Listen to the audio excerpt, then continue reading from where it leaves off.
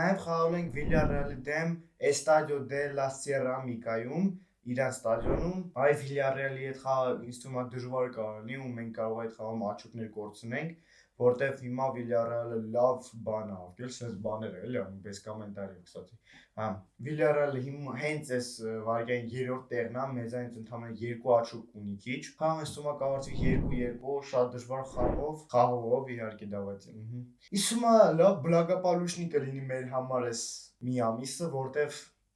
մեր գլխավոր լիդերները հետ են գալի, մեր խաղացողները հետ են գալի։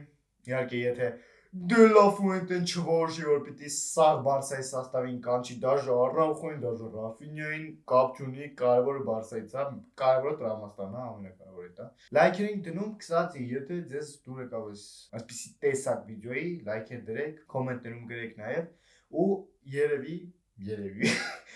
հենց որ նոր տարին գա, ես վիդեո կնկարեմ, որտեղ կասեմ, թե աշխատեց իմ պրեդիկտը, թե չէ։ Գոլերը, հաշիվը,